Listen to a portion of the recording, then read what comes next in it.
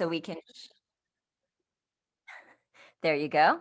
So we can share it for anyone who couldn't be here this morning. So welcome.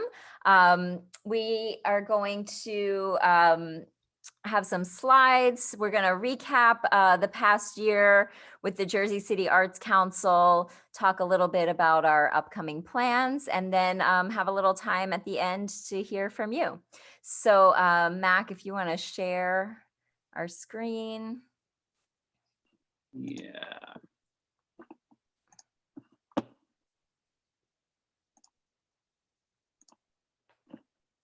All right, is it up? We've got it, action. All right, welcome everyone to the Jersey City Arts Council's 2021 annual meeting. We're going to start off by introducing you to our board members. So I'm Heather Warfel-Sandler. I've been the chair of the board for the past 2 years. I run the high school dance program at County Prep High School. We're celebrating our 20th anniversary, actually. So my background is mostly in arts education. I also taught at NJCU for over a decade in the performing arts department. And I'm a founding member of the Arts Council.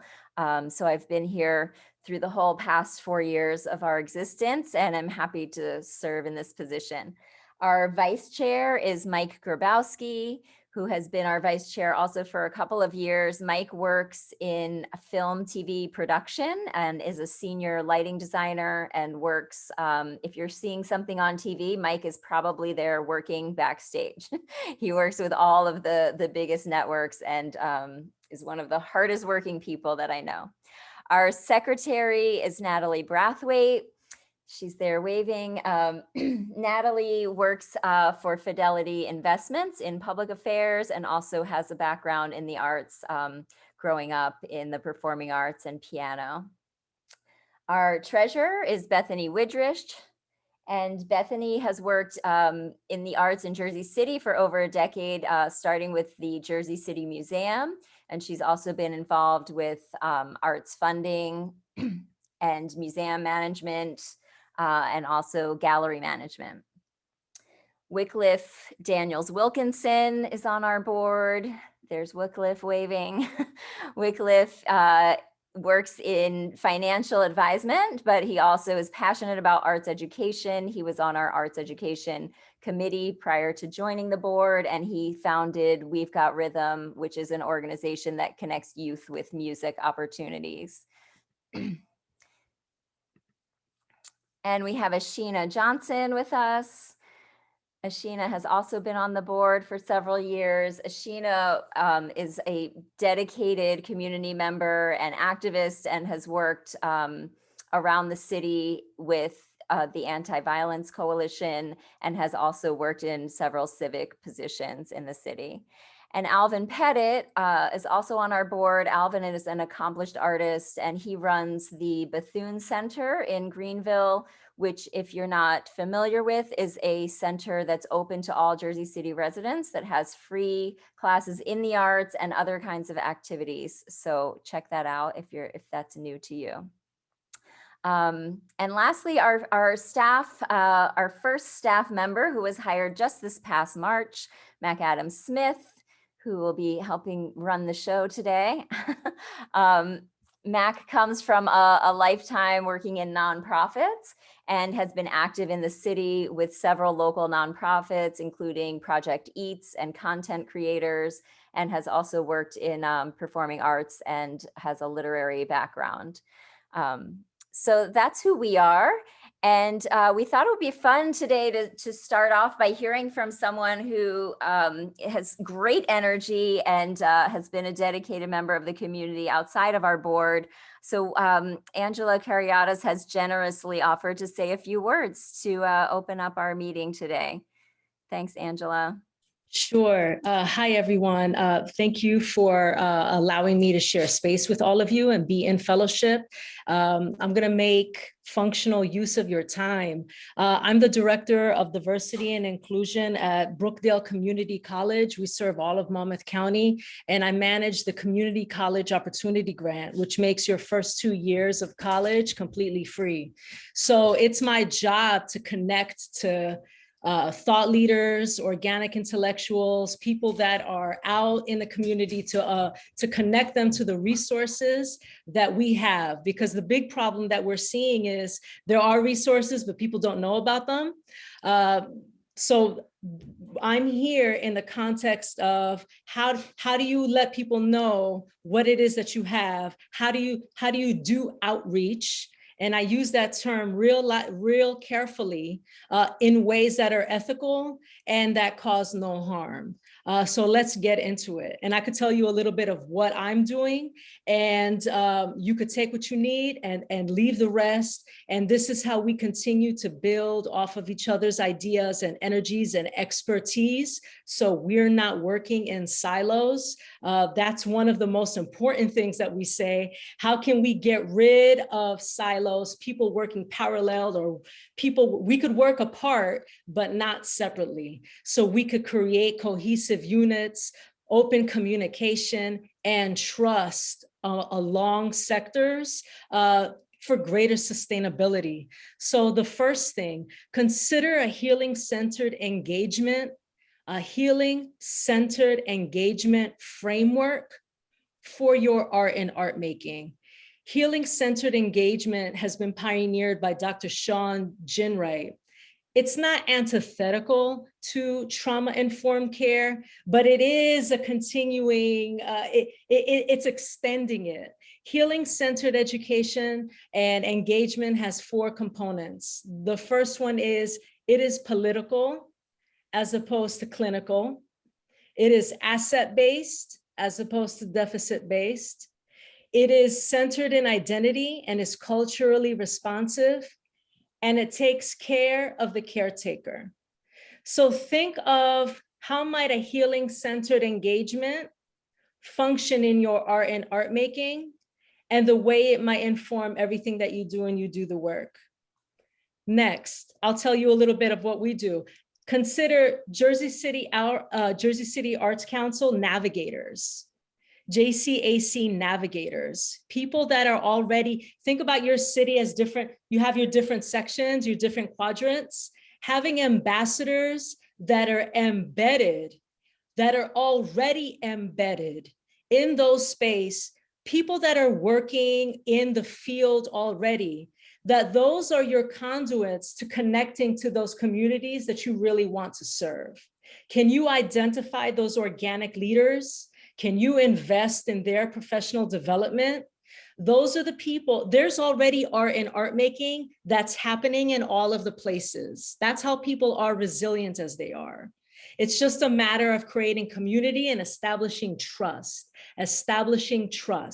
Identify your JCAC navigators that are in those communities, and they are the ones that could relay your information and your resources in very formal ways. They're at all the festivals. They have a table at all the block parties. They're there at all of the events. They're giving out the swag. They're talking about the deadlines for applications.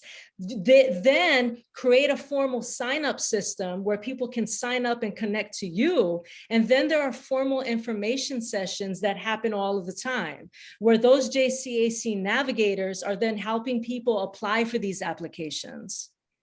Those people are helping people meet those deadlines, culling materials. Like we have all these grants available, all these scholarships, but we also have the people that help the people apply for those. Make sure all the paperwork is in place. Make sure that all materials are positioned in the way that gives them the best shot for success. create a community of practice, create a professional learning league, a professional learning league, a professional learning community, community of practice, whatever it is that you want to call it, a meetup, something that is formalized, something that is supported, something that is always open, where people can meet each other, create that trust. Robbie McCauley gave the best advice about collaborators. Like, how do you pick the people that you work with? And she says, don't work with anybody you don't like. And nobody's going to like you, and nobody's going to want to bring you into their home, and nobody's going to want to work with you if they don't know you, if they don't like you, if there's no comfortability, if there's no trust. So nurturing and developing a community of practice, and put it on use Mighty Networks. Mighty Networks is a free resource. It's a free platform. So now JCAC can have their own social media group with different Mighty Networks. You can create different circles within the larger circle, within the larger group. So you have these individualized conversations, and then you have the general meeting area. And at another date, I could walk you through it. I'm creating a Mighty Network social media for Brookdale Community College for how we have DEI conversations. And then we have our executive leadership group. Then we have our Black faculty group. Then we have our LGBT group. And then we have our staff group. We have the student group. We have everybody in these circles that are having their own affinity conversations, but then also connected to the larger network. It's free. It keeps everybody connected. It keeps the open communication going, which is so important, and the sharing of resources and the connections. Use what's already in place. Support what's already being made. I heard somebody say, I'm hosting these free workshop sessions. I'm hosting these free yoga sessions. I'm hosting these free art making sessions, but nobody from the community is coming. Nobody wants to go. It's okay if nobody wants what you have to give. That's like the first, a radical humility here. That's gotta be okay. It's being responsive instead of being reactive. It's supporting and building what's already existent and formalizing that, strengthening what is all the richness that is already existent in different communities and different spaces, and supporting those. And then in time, Dr. Bayo says we have to slow down to move fast. We have to slow down to move fast. Easy, luxurious time in developing trust. Hang out first. Go do the thing first, right? Be in that space first. And luxurious time to develop that trust, because nothing is worse than moving fast, making a mistake, and then repair work. Slow down, build what's already there, all right? Next, be regular with the brainstorming sessions, but make it fun. Please, brainstorm. Don't sit around a table and say, what are we gonna do? Does anybody have anything they want to say? Oh man, that's so much pressure. Super structure your brainstorming sessions. And I'm doing one right after this. That's why I'm going a little quick, because I got to show up to the Reconnect conference for arts educators. And we're going to do super structured brainstorming sessions, because in structure, people can get free. So host regular brainstorming sessions to let people get loose, to tap into the wisdom of the circle that's already there, to be problems are beautiful things, because with a problem, that means there's solutions. So you're creating these structures to tap into the wisdom and the problem solving that's already inherent in the circle. Support what's already there. Like for treat young people as professional artists. I don't care, treat young people, do not paternalize. Treat young people and arts education. A lot of poets don't like teaching the poetry workshop. And that's, that's fine. But some people do, some people treat young people as professional artists. So tap into systems that are already moving and already exist. Like, what's up with the Hudson County Teen Arts Festival? Breaking silos, like who's running that? Where's that at? What schools participate in that? How can you support that? The Hudson County Teen Arts Festival. I just got done teaching at the New Jersey State Teen Arts Festival, right? Like where are Jersey City schools in that? How can you support participation in that? That's already a structure that exists. How can you tap into what is already there instead of reinventing everything? What's up with Poetry Out Loud? How does JCAC already support that? What are the schools in Jersey City that participate in that? Who are the teachers that want to bring that into the classroom but don't know how? Like you have a Jersey City Poet Laureate, Breaking Silos. How do we connect all of these pieces that already exist, but aligning them in such a way that it builds a kind of cohesion, but also deep momentum that everybody could participate in and accelerate. Build your relationships with your chambers of commerce. Build what those relationships are like. There's the Black Chamber of Commerce, your Latino, Latina, Latinx Chamber of Commerce, your LGBTQ chambers of commerce. Every county has these very specific chambers of commerce. Your women's, sign up for those newsletters, find out where you could show up to where they're at. Those JCAC navigators being now liaisons to those different chambers of commerce. So we're connecting your art making, your businesses, your communities, your people, and we're putting all of these pieces together because those relationships matter. You're going to find opportunities through those entities, not you supporting them and them supporting you. JCAC hosting your professional development workshops for teachers on art education. And this is where I'm at, and where I'm at doesn't mean that that's where you got to be at, right? But I'm using myself as an example. Art making, healing-centered education, healing-centered art making, right? Healing-centered engagement through art making for teacher professional development. Make those connections with your Board of Ed. You're super into go into those. That's how you go into those teacher professional development has to happen. Offer continuing education units for being a part of and participating in your professional development. I didn't say anything about the art. I'm not saying anything about the actual art making, but that's the easy part. It's creating all of these other avenues and pipelines and conduits and bringing all of that together. Healing-centered education, taking care of the caretaker, political rather than clinical, asset-based, culturally responsive and centered in identity. I'm going to stop it there. I thank you for your time. If there's anything I could ever do to be of service, please tell me. I'm gonna hang out for 2 minutes. And thank you, Heather, for having me. And thank you, all of you here, for everything that you do. Angela, thank you so much. This was a great way to kick this off today with some inspiration. And I think it's clear why we invited Angela to speak. She's so inspiring. And also so much of what she says relates to what the Arts Council has been doing and also what we strive to do in the coming year. And I think also is just great advice for any of us running organizations here in Jersey City.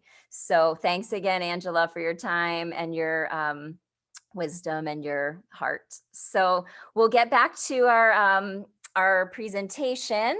We're going to go to a little bit of business because I know that the Arts Council is an organization that everyone does look to for navigation, as Angela said. And so just to let you know a little bit of what's been happening internally, I'm going to turn it over to our secretary, Natalie. And Mac, you can share the screen. Everyone, I'm going to share the screen. Okay. So I'll just jump in.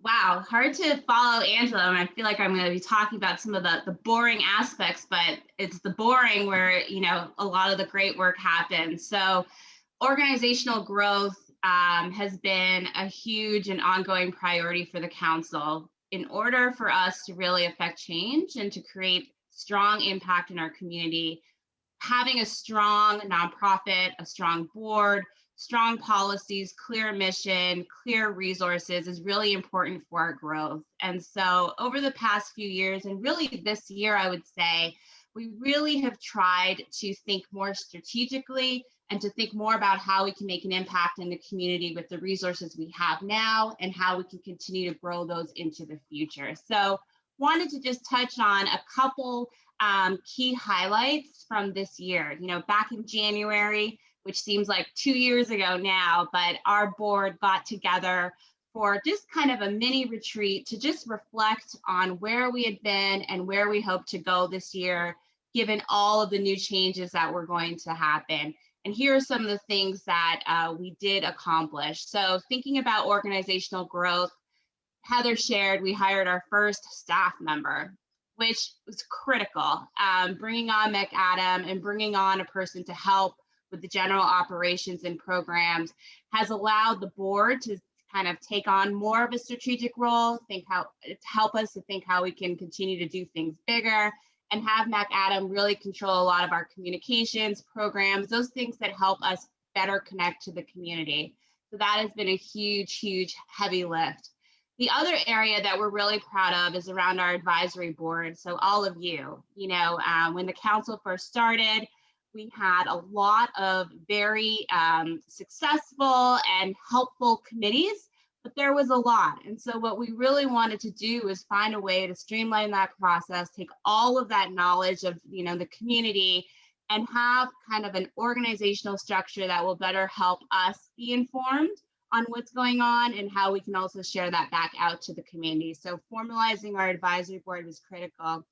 And in that, we also decided to focus on two kind of committees that will continue to help our growth. So that is the fundraising and then also outreach. You heard Angela talk about the importance of community engagement. That remains a priority for us. The other key area, which is no surprise, it is super important for a strong organization, is finance. And in the past 2 years, we have tripled our budget, and we hope for that to continue to grow so that we can bring on additional staff and additional resources for the organization. And you'll see some of the sponsors and partners there below. We hope that by next year, we have a full slide deck of sponsors and partners, and maybe even two slides that will highlight all of the great partnerships that we have. And speaking of partnerships, this year, as many of you know, we have been very involved in supporting the establishment of the Arts and Culture Trust. And with that, we helped to finalize an MOU with Jersey City. And now this is super important for us. This will help us clarify roles and responsibilities, as well as the scope of work, to ensure that this fund is successful for the entire community and that the Jersey City Arts Council has a strong role in that work. And then lastly, partners and sponsors. This is just a snapshot of kind of who we work with. Not only are sponsors important, but the community partnerships. It's those partnering on grants. It's helping us to facilitate, weekly discussions with the community, with NJCU and with the city.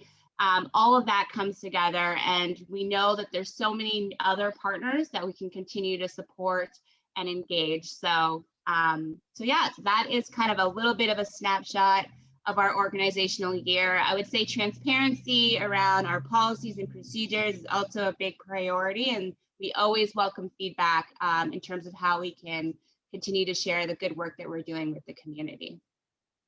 Awesome. Thank you, Natalie. Sure. I wanted to just show you a little of our advisory board. I can't go into their full bios, but we're going to show you our website in a moment, and you can go to the website if you'd like to learn more. So as Natalie said, formalizing the advisory board has been a really important part of us responding to feedback from the community. If you look at nonprofit structures, really any nonprofit, the board often is more about business organization. Also, there's sponsors, funders, and business partners. But we needed to find a way to make sure that we were integrating the arts community as well. And so we looked to our comrades at Newark Arts, who have been an amazing ally through the building of our Arts Council, which is 4 years old, and theirs, which is 40.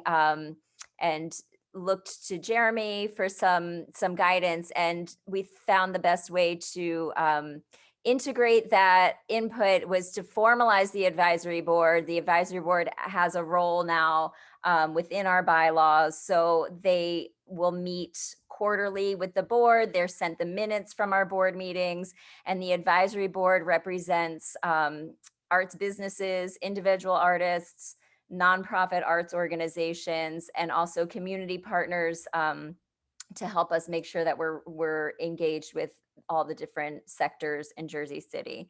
So we have Rimley Roy from Sorati for the Performing Arts, Yasmin Gaskins, who works with the Youth Mural Arts Program, Kevin Clark, who is a grant making consultant, Brian Benninghove from Riverview Jazz and the Jersey City Jazz Festival, Ernie Paniccioli, who is a legendary photographer, hip hop photographer, Jules Perot, who's a community liaison and producer of he's produced the Hip Hop Festival in Brooklyn.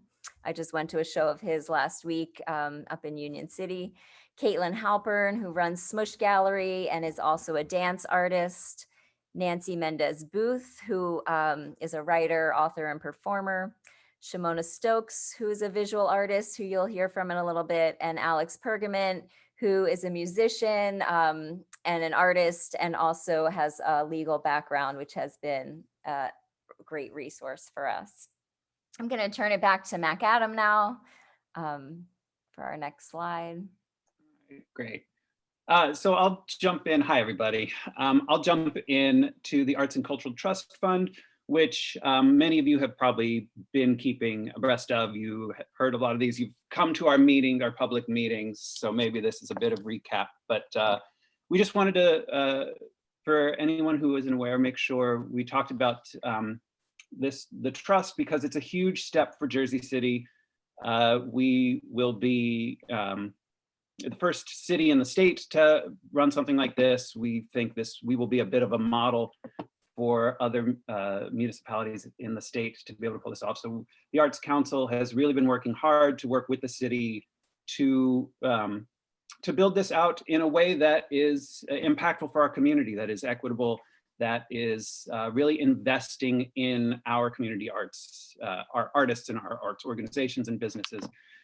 So the Arts Trust, starting last year, the Arts Council helped organize and led a promotion and support for the passage of the referendum, which was voted in November.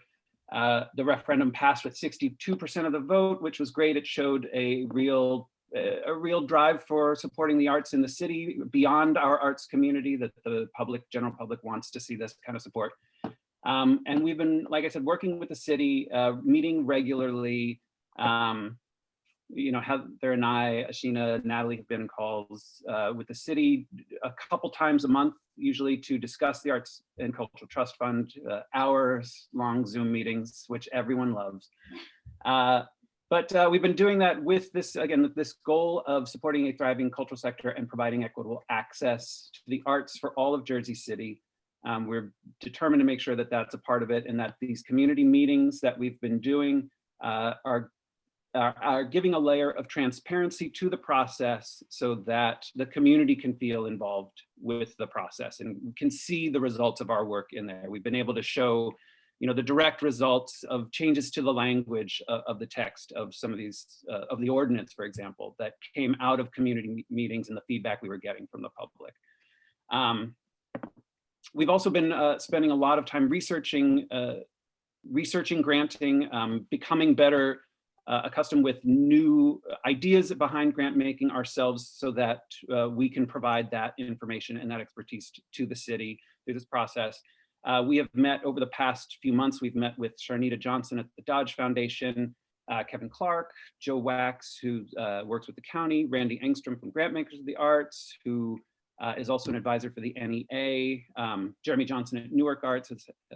Like Heather said, they've been a fantastic partner, as well as webinars and workshops that we've been attending as well to become better informed with this and be able to talk more openly and freely with the community about this and provide, like we said, transparency that we felt hadn't been there in the past with some of these types of discussions. Awesome. I was yeah. just going to add, Mac, just for some specifics, because we got a couple of emails.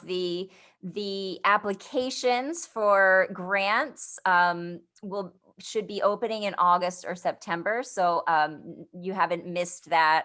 And also the committee nomination form is now open. So that is for the committee who will finalize and approve all of the grants. So that is not a position that you want to be in if you are seeking to apply for a grant. But if you know people who are well informed about Jersey City, about our demographics, about the dynamics of our city, and who also care about the arts, understand the arts, those are the people that we want nominated for that committee. You can find the links to the form on the Arts Council website and also on the Cultural Affairs website. We'll find the links and put them in the chat for you. But that is something that's happening soon. And then there will also be nominations opening in the next month for the art review panel, who will also be looking at applications.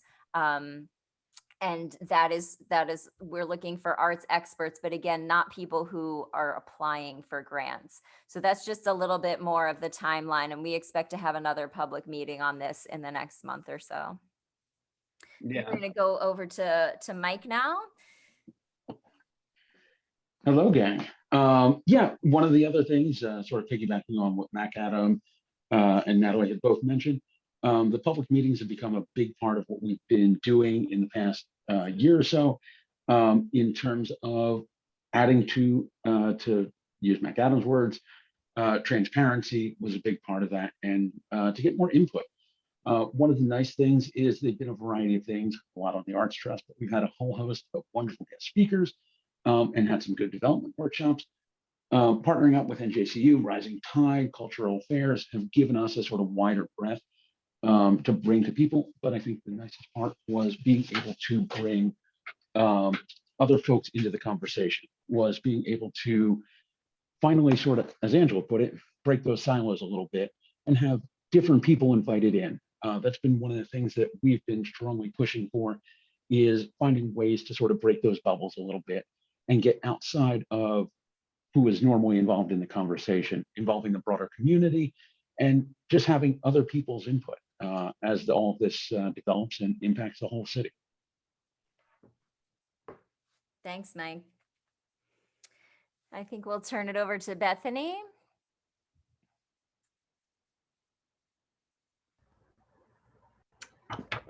Hi, everyone. So good to see you today.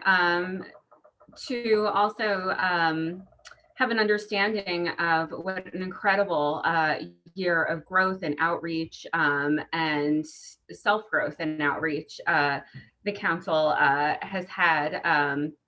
We have worked with the 2 rounds of COVID grants. The first round was last year, the summer of 2020, as well as earlier this year as well. And so I was able to take part in the funding decisions to decide how awards would be distributed. And I think the most important thing to keep in mind is that folks, we distributed monies and grant awards to not only individual artists, but small arts organizations as well, because this year was just an unprecedented, there's no other word to describe it. And so the amount of asks that were directed to us was just incredible. And so we were so happy to be able to support over 150 different grant awards to help out our community. The other thing to be conscious of is just that there were no restrictions to the awards. There was no reporting requirement associated with it. If someone applied and they got through the grant process, they were given an award without restrictions. We were really conscious during the process in the board, and there was a lot of discussion about how to administer over these. And so I'm super, super grateful to MacAdam, who really put things together in a clear way with the different software platforms so I could assess, we could assess who was asking for what. And, he was able to kind of lead through different folks and organizations that were not based in Jersey City, because even though we have a larger reach outside of this community, the funding was really meant for Jersey City. And so we also were very conscious about reaching different wards, different constituents and different demographics. Everything was discussed. Different panelists on the board were able to objectively rank and take notes for every single application that came in. And then they were discussed how to distribute amongst the different board members who voted, and everything was finalized, and there were different perspectives and reminders brought in. And so I'm really proud of the work that we did. And we really worked hard to make sure that this was even, equitable, and fair, because that is what we really want to make sure we have in the back of our minds going forward as we continue to grow and partner with the city for the referendum as well. So thank you so much. Thanks, Bethany. Thanks, Bethany. Yeah, if I can just add to, she said it's our biggest, the biggest year we had for grant making. The realities of the pandemic made it a reality for us. But it also, we learned a lot, and we built a really great structure. And like Bethany said, hopefully something that we can both incorporate into our work with the city on the Arts and Culture Trust Fund, but also hopefully help us spawn some new opportunities, like the antenna grant, which if Shimona's on, it'd be great if she could talk about that. Yeah, hi everyone. Thanks, MacAdam. So I'm Shimona, and I'm a local artist here in Journal Square. And last year I sold a large sculpture called Antenna, and it was crowdfunded, and I used half of the proceeds to create this grant. And there's obviously a really big hole in the arts world for female artists, especially women artists of color. So I wanted to create a program that would support young artists just getting started out in their careers. So we created this grant for young female identifying artists of color in the range of ages 16 to 23. And I partnered with the Arts Council to structure this program because, I've never done anything like this before. It's my first time. And I was super grateful to work with Heather and MacAdam on this, and the Arts Council. We really collaborated on this for the past year. And we fundraised and generated nearly 10K. So that was really exciting. And this past winter and spring, we did an open call for artist submissions within Jersey City. And it was our first year, so we had a smaller pool of applicants, but we were still really moved by the energy and the work of the young artists that came in. And we ended up with one grand prize winner, and she's a sophomore in college majoring in documentary filmmaking, and 3 runners-up. So all the grantees will receive funds to aid their vision. There's going to be a year-long mentorship, split up between myself and 3 other amazing local artist professionals. We have Theda Sandiford, Missy Robinson, and Cheryl Mack, who is owner of Bridge Gallery. And the artists will get some other benefits, like a year-long membership with Pro Arts. So we're going to be presenting the girls with these awards later this evening at the Nimbus event downtown. So hopefully some of you can make it out to that. And we really hope that this grant will kind of build a growing community that will grow. This is our first year, so we just want this to gather some momentum and exposure. And if anybody has any ideas of how we can do that moving forward, I'm totally open to that. And I'll just close out something that really kind of hit home with me. When we were reviewing the grants, one of the girls mentioned that she felt invisible, and that was really hard to hear. So we hope that this program is a step like in the right direction to help her and others like her feel seen moving forward. So yeah, we're really excited about this. So just looking forward to keeping it moving, keeping it growing. Thanks, guys. Thank you, Shimona. Wycliffe. Thank you very much. Can everybody hear me okay?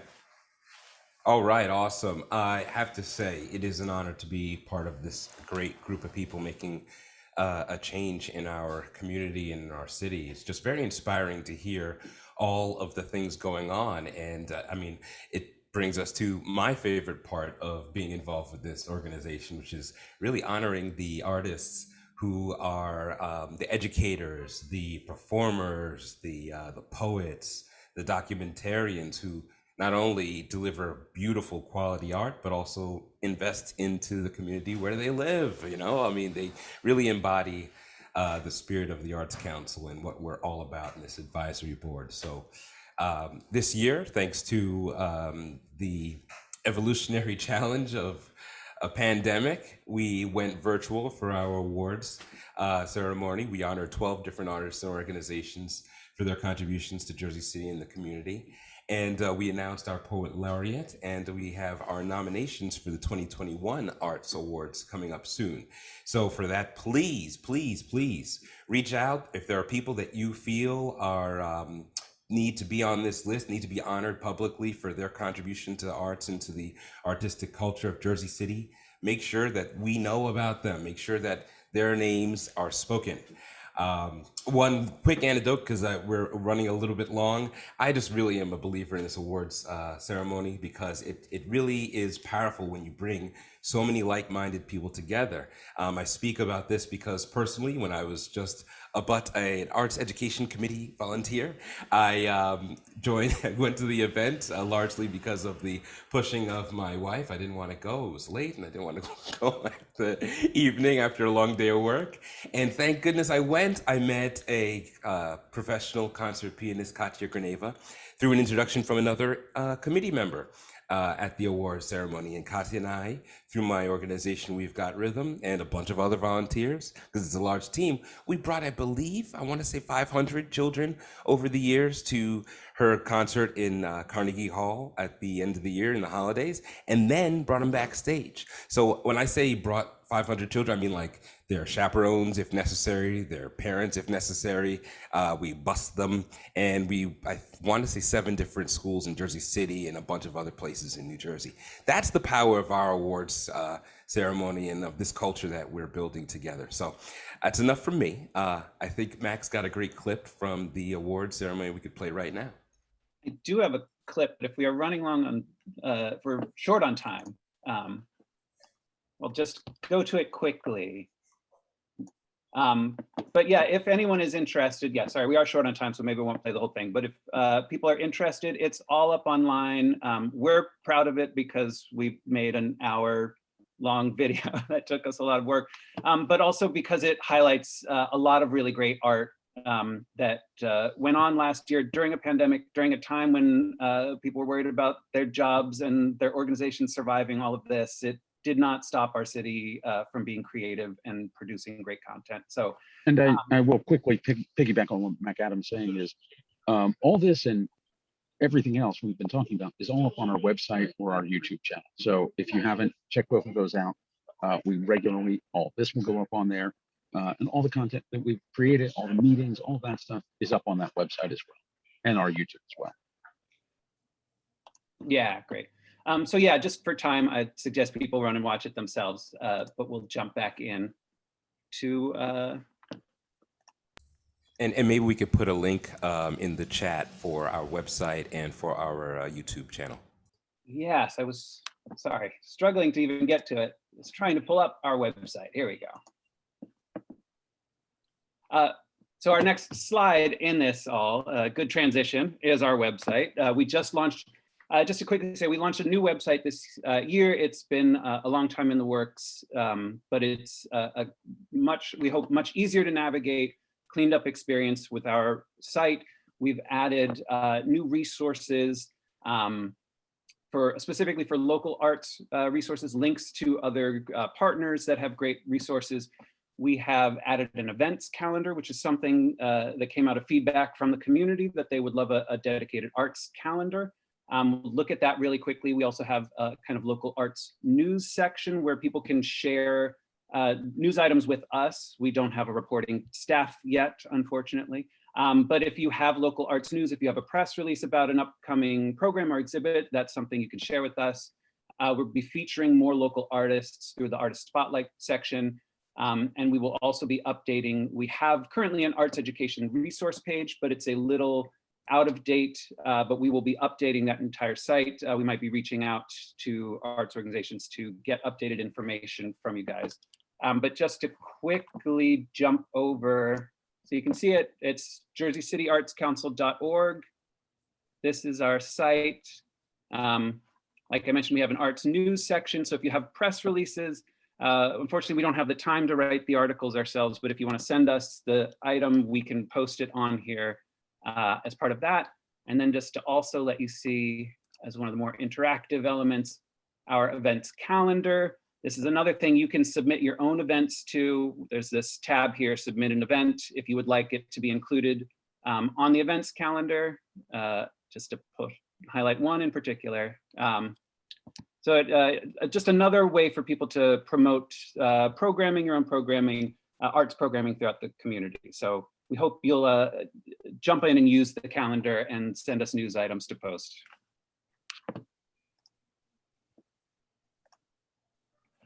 All right, Heather, would you like to jump in? Yeah, I think Ashina was gonna, yep. Yes. Good morning, everyone. So there are many ways that you can support the Arts Council, and in exchange, there are many ways that we can support you as well.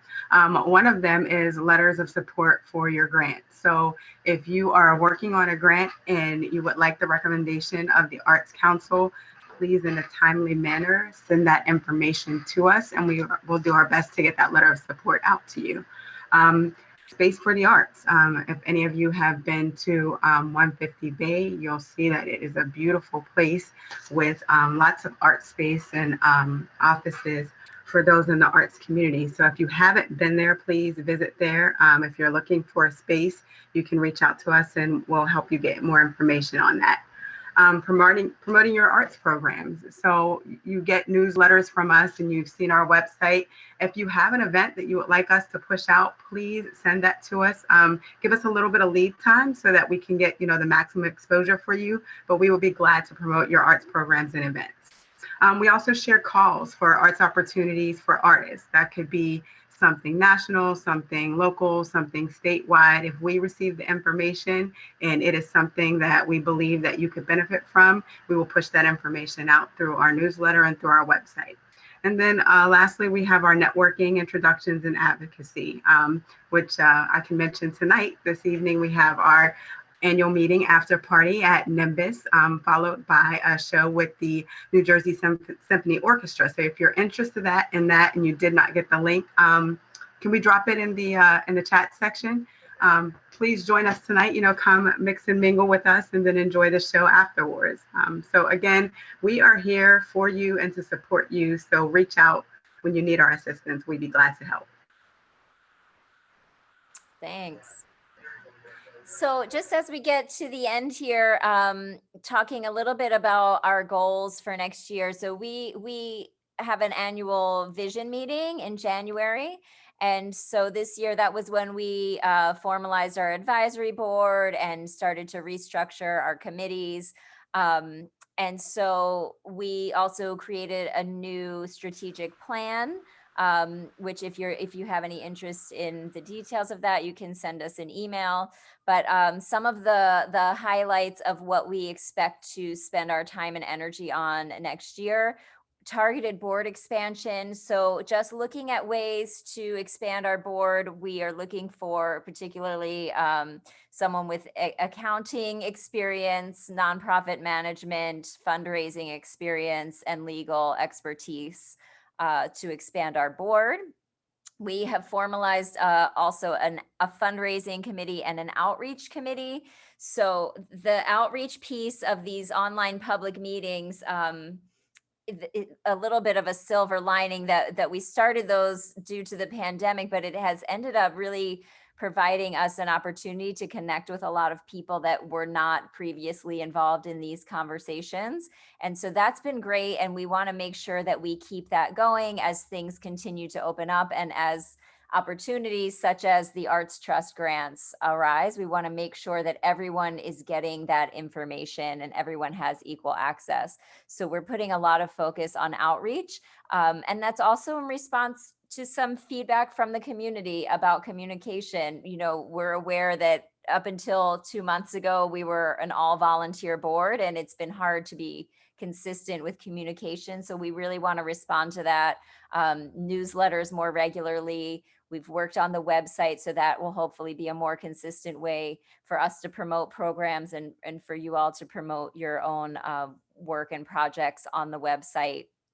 And getting back to, as we get back in person, getting back to our quarterly community meetings, which is something that we're also committed to, and hosting those around in different wards in the city to make sure that we're always meeting new people.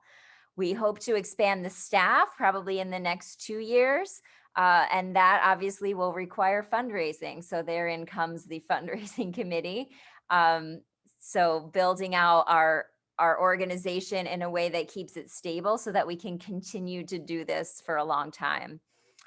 Support for artists with the Arts and Culture Trust Fund. So a lot of that MOU partnership with the city is that we can continue to help artists get that information, support anyone who needs extra assistance to make sure that everyone is reaching out, everyone who might be eligible for those grants has the opportunity to apply.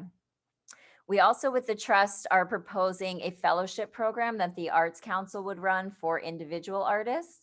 I think most of the large grants that the city will end up providing for the trust will go to organizations and businesses.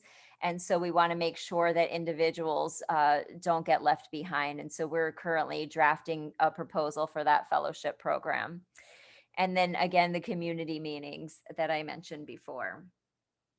So I think that's the end of our slides. Mac, if you want to close it up, we could maybe just do a couple of comments, and or everyone is welcome to post questions, suggestions, links in the chat, and we can all kind of access there. Go ahead, Mac. Sure, yeah, if, here, let's bring everyone back together. Yeah, if anybody has any questions, feel free to raise your hand. You can use the icon, the hand raising icon. You can chat. We'll make it work in these last few minutes. Varsha has a question. Varsha, do you want to start us off? Yes, hi. Hi, everyone. Good to see Hi. you all. So I have a question. Is there any guidelines to start a program? Like, I have some idea and I would love to start a program. I have all the contacts and connections. It's just that if you have any manual and all, I would like to go through the manual to understand how to go about launching a program and execute it. Thanks, Varsha. We don't, but I am writing that down, that's exactly the kind of thing that I think as the Arts Council grows out our resources that a lot of other people would need as well. And so I'll put that on our list to discuss drafting something like that would help people get organizations started. Yeah, because I've been keen on starting a program for a very long time. It's just that I didn't have direction. But now I think I'm at the right place and I'm highly motivated and I would like to use all my contacts. Okay, for sure. Yeah. There's lots happening in the arts today. So I know Rimley is here. Rimley, do you want to just say briefly? Hi, I'm really excited to be, back with the JCAC board, advisory board. And thank you for the introduction earlier, Heather. So nice to see everyone. I'm back from India after 6 months and I'm so happy to be here. I'm excited to share an event that we're doing today at the Lowe's Theatre. It's a fundraiser for India's COVID crisis. and I'm performing too. So I hope, I mean, I know that there's another event going on in the evening and I would have loved to be there myself. But I have to be performing there. So I think there's going to be like the first thing is the opening act, which is our dance. And after that, there's a Bollywood movie with English subtitles that's going to be screened. It's a love story. And there's going to be, I think, Indian food and, you know, snacks and stuff like that. So if anybody wants to come out, it's at 6 o'clock today at the Lowe's Theatre. And very excited about an in-person event. And I wish I could sneak out and attend the other event happening in the evening. I will try my best. Anyway, and thank you so much. And I'm excited about all that we're going to do with JCAC this year. And I'll send in my inputs and, you know, all my comments once I see the website and all of that. Thanks, Rimli. Thank you, Rimli. Thank you. So yeah, if anyone else has links as we're wrapping up to other events, or anyone else have a quick comment or suggestion, we'd love to hear from you before we wrap up. Questions, welcome. I want to just make a quick comment. Thank you everybody for coming out, I guess, virtually on your Saturday morning. Because it's that type of energy and spirit that helps us. We're volunteers, and it's a big, important job of helping to grow the culture of arts in our community. So with your dedication, I mean, we have a performer who's saying she wishes she could come to the other event. I mean, that's the kind of spirit and dedication that we need to get over some of those challenges and sometimes communication difficulties. So thank you everybody for your dedication. All right. So thanks again, everyone, for joining.